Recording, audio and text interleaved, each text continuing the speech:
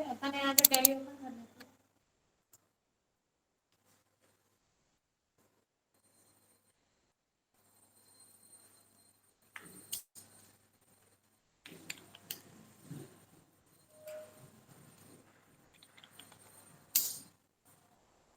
सबसे हमने आपको बताया था संपत्ति खरीदना। अगर आप संपत्ति खरीदते हैं तो एंट्री क्या करते हैं, फिर उसकी अपन ने कैलकुलेशन की थी एक्सेल में।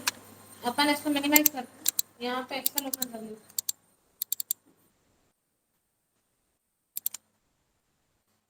हमने आपको इतनी कैलकुलेशन यहाँ पे बता दी थी। इतने में कोई डाउट हो तो पूछ लीजिए, वरना आइए बता देते हैं। क्लियर है इतना सबको?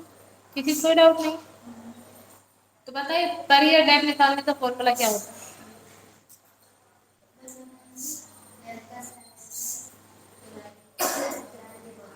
और अगर परसेंट के हिसाब से निकालना है तो पर डे का डेट निकालने का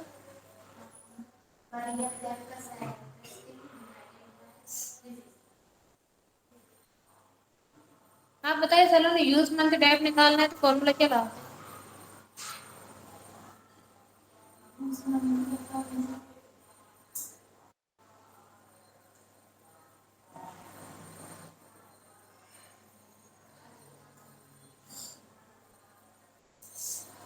आप बताओ। हाँ। और अगर डेट निकालना है तो फॉर्मूला क्या लगाते हैं सोना?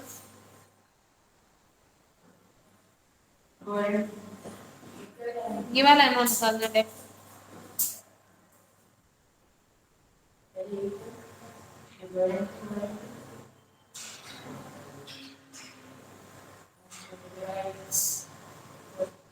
गलत बता रहा है। बताइए शिवानी, फॉर्मूला क्या होता है? एक बार हम रिवाइज करवा दें फिर हम आगे बता दें। ये तो आप यहाँ पे टाइप कर देते हैं, कॉस्ट प्राइस कितनी है, गारंटी वारंटी कितनी मिली है, और इसकी रेसिडियल वैल्यू कितनी है। फिर आप हाँ, जो आपको वहाँ से पता चल दीजिए कि उन्होंने आपसे बोल दिया 50,000 की संपत्ति 3 साल बाद आपकी 15,000 में चली जाएगी, तो ये इसकी रेसिडियल वैल्यू हो जाएगी, वो आप यहाँ पे टाइप कर देंगे। रेसिडियल। ठीक है, फिर आप यहाँ पे निकालते हैं डेट, इसके लिए आप इसको लाते हैं, कॉस्ट प्राइस में से आप माइनस कर देते हैं रेसिडियल वैल्यू, एंटर करते हैं तो यहाँ पे डेप आ जाता है। अब आप डेप कितने पे लगाते हैं? 35,000। फिर आपको यहाँ पे निकालना है परसेंट। इस संपत्ति में एक साल में कितना डेप लगेगा, पहले आप परसेंट का साइन ले लेते हैं, फिर आप इसको लाते हैं 1 से डिवाइड कर देते हैं गारंटी वारंटी, एंटर करेंगे तो यहाँ पे परसेंट आ जाएगा। फिर अब आपको निकालना है पर ईयर डेप, इसके लिए आप इसको लाते हैं डेप का सेल एड्रेस। अगर आपको गारंटी वारंटी के हिसाब से निकालना है, आप डिवाइड कर देंगे गारंटी वारंटी का, और परसेंट के हिसाब से निकालना है, आप मल्टीप्लाई कर देंगे परसेंट का, एंटर करेंगे तो यहाँ पे पर ईयर डेप आ जाएगा। फिर आप यहाँ पे निकालते हैं पर मंथ डेप, इसके लिए आप इसको लाते हैं पर ईयर डेप का सेल एड्रेस, इसमें आप डिवाइड कर देते हैं 12 का, एंटर करेंगे तो पर मंथ का डेप आ जाएगा। फिर अब आपको निकालना है पर डे डेप, इसके लिए आप इसको लाते हैं पर ईयर डेप का सेल एड्रेस, डिवाइड करेंगे 365, एंटर करेंगे तो पर डे का डेप यहाँ पे आ जाएगा। इतना आप यहाँ पे निकाल लेते हैं। अब इसके बाद नेक्स्ट है आपका यहाँ पे यूज मंथ और यूज मंथ डेप। अब डिपेंड करता है आपको ये मंथ के हिसाब से निकालना है कि डे के हिसाब से निकालना है। अगर आप मंथ के हिसाब से निकालना, अपन ने इसको परचेज किया था 1 जनवरी 2023 को, और 1 नवंबर 2023 को बेच दिया था। पूरे 10 महीने यूज किया था, जनवरी से लेके अक्टूबर तक। तब अपन ने यहाँ पे लिखा था 10, क्योंकि अपन कैसे निकाल रहे थे, मंथ के हिसाब से। कितने मंथ यूज किया था? 10 मंथ। फिर आपका निकालना था पर मंथ का डेप है इसमें 972, और यूज कितने मंथ किया है? 10 मंथ। 10 मंथ का डेप कितना होगा, आप इसको लाते हैं पर मंथ डेप का सेल एड्रेस लेके आप मल्टीप्लाई कर देते हैं यूज मंथ, एंटर करते हैं तो यहाँ पे यूज मंथ डेप आ जाता है। अभी तक अपन निकाल रहे थे मंथ के हिसाब से, लेकिन अगर यही आपको डे के हिसाब से निकालना है तब आप क्या करते हैं, आप यहाँ पे लिखते हैं यूज डे, और यहाँ पे आप लिखेंगे यूज डे डेट। अब यूज डे आप कैसे निकालेंगे? यूज डे निकालने के लिए आप यहाँ पे डेट डाल देते हैं जिस डेट में अपन ने इसको खरीदा था। मंथ के हिसाब से तो अपन मंथ काउंट करके यहाँ डाल देते हैं कितने मंथ यूज किया था। अब डे के हिसाब से ये निकालेंगे। आपने यहाँ लिखा 1 जनवरी 2023 को अपन ने इसको परचेज किया और सेल कब कर दी 1 नवंबर 2023 को सेल किया। अब कितने दिन आपने इसका यूज किया है तब आप क्या करते हैं इक्वल लगाते हैं जब आपने इसको सेल किया था उसका सेल एड्रेस नहीं है और माइनस कर देंगे जब आपने इसको परचेज किया था। एंटर करेंगे तो यहाँ पे डे आ जाएंगे कितने दिन यूज किया 304। अब आपको निकालना है यूज डे डेट इतने दिन का डेट का अमाउंट कितना होगा। अब आप क्या करेंगे इक्वल लाएंगे।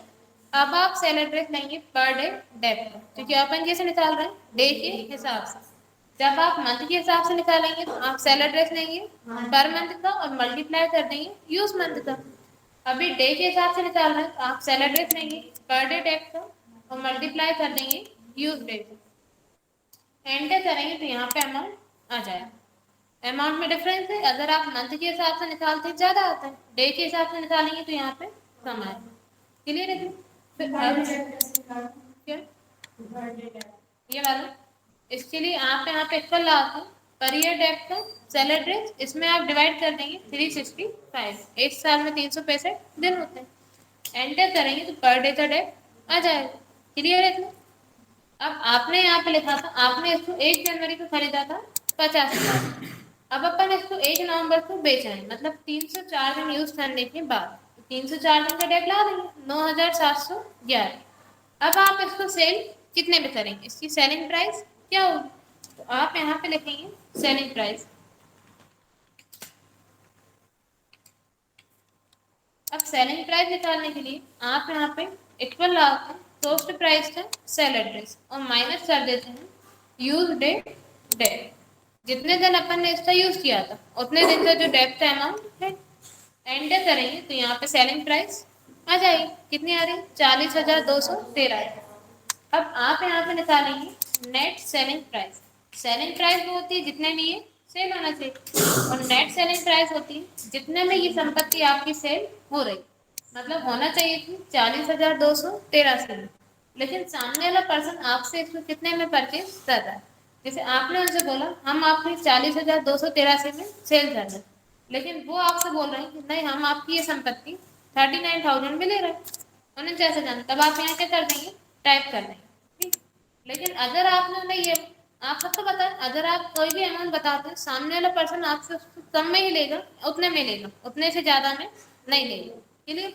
लेकिन अगर आप उन्हें अमाउंट बता रहे हैं आपको 40,000 की जगह 41,000 कि हम ये संपत्ति आपको 41,000 में सेल करेंगे और वो लेने के लिए तैयार हो गया तो नेट सेलिंग प्राइस क्या हो जाएगी 41,000। लेकिन अगर आपने सामने वाले पर्सन को अमाउंट बताया 40,213 और आप सोचो वो आपसे आगे बोल दे कि नहीं हम ये 41,000 में लेंगे तो ऐसा इम्पॉसिबल। आप जो अमाउंट उन्हें बताएंगे वो उससे कम में लेने के लिए तैयार होंगे लेकिन उससे ज्यादा में लेने के लिए नहीं। ये कौन करता है बिजनेसमैन करता है। अगर उसको लगता है हमारी ये संपत्ति इतने में जा सकती है तो बोल के देख लेता है और नहीं गई तो इतने में तो फिर जाएगी। हाँ और ऐसा ही बोल सकते हैं कि हम आपको ये 40,500 में बेच रहे हैं अमाउंट बढ़ा के बोल देते हैं। हाँ मतलब हमारे बोलने का मतलब ये है कोई भी जो बिजनेसमैन रहता है वो प्रॉफिट कमाने के लिए बोल देते हैं। उन्हें लगता है कि नहीं हमारी ये संपत्ति इतने में जा रही है लेकिन हो सकता है कि वो 41,000 में चली जाए तब आप यहाँ पे ये अमाउंट डालेंगे ठीक। फिर आप यहाँ पे निकालेंगे प्रॉफिट एंड लॉस। आपको इस पे प्रॉफिट हो रहा है कि लॉस हो रहा है उसके लिए आप क्या करते हैं इक्वल लगाते हैं नेट सेलिंग प्राइस में से माइनस कर देंगे सेलिंग प्राइस। एंटर करेंगे तो अमाउंट आ जाएगा। अब अमाउंट आ रहा है 717 ठीक है। अब आपने उन्हें अमाउंट क्या बताया था 41,000 और वो लेने के लिए तैयार होगा तो आपको इस पे प्रॉफिट हो गया 717। अब हो सकता है आपने उन्हें अमाउंट बताया 41,000 लेकिन उन्होंने आपसे बोला कि वो तो आपसे इसको 39,000 में सेल करेंगे तो नेट सेलिंग प्राइस क्या हो जाएगी 39,000। एंटर करेंगे तो फिर आपका जो अमाउंट आएगा किसमें आ रहा है माइनस में मतलब आपको क्या हो रहा है लॉस। अब डिपेंड करता है सामने वाला पर्सन आपसे इसको कितने में परचेज कर रहा है। क्लियर। अब पर ईयर डेट निकालने के लिए अगर आप गारंटी वारंटी